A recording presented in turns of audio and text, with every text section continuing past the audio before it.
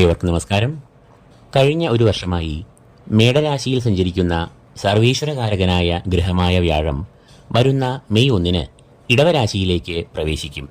തുടർന്ന് 14 മെയ് 2025 വരെയും വ്യാഴം ഇടവരാശിയിൽ സഞ്ചരിക്കുകയും ചെയ്യും.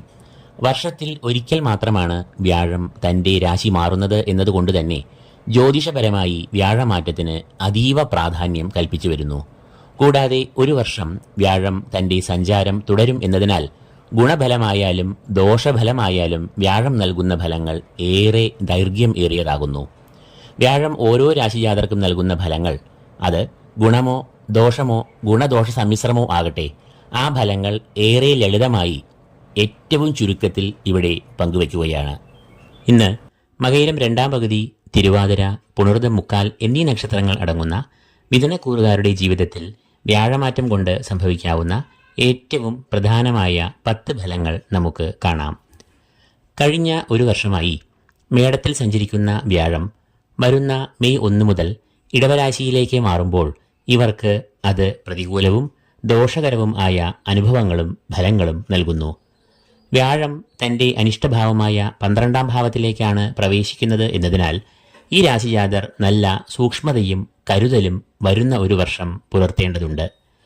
വ്യാഴം ചെലവിൻ്റെ ഭാവമായ 12-ാം ഭാവത്തിൽ സഞ്ചരിക്കുമ്പോൾ അമിതമായ അധിക ചെലവുകൾ, ധനക്ഷയം, കാര്യങ്ങൾക്ക് തടസ്സം, പരാജയം എന്നിവ അനുഭവത്തിൽ വരാം.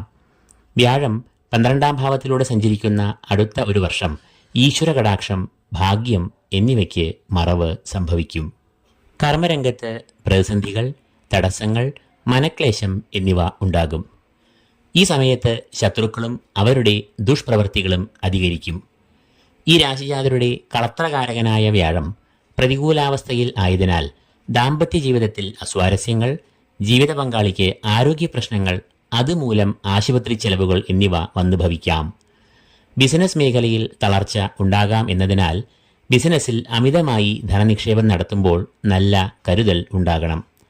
ധനം ക്രയവിക്രയം ചെയ്യുമ്പോൾ ചതി, വഞ്ചന എന്നിവയ്ക്ക് ഏറെ സാധ്യതയുള്ളതിനാൽ ആരെയും അതിര് കടന്ന് വിശ്വസിക്കാതിരിക്കുക.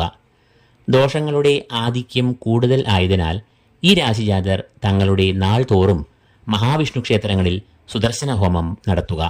അപ്പോൾ മേൽപ്പറഞ്ഞ ഫലങ്ങൾ മകയിരം 2-ാം പകുതി, തിരുവാതിര, പുണർദം 1/4 എന്നീ നക്ഷത്രക്കാർക്ക് മേൽപ്പറഞ്ഞ കാലയളവിൽ അനുഭവത്തിൽ വരാം. ജാതകനിലയിലുള്ള വ്യാഴത്തിൻ്റെ സ്ഥിതി അനുസരിച്ച് ഓരോരുത്തർക്കും ഫലങ്ങളിൽ ചില ഏറ്റക്കുറച്ചിലുകൾ വരാവുന്നതാണ്.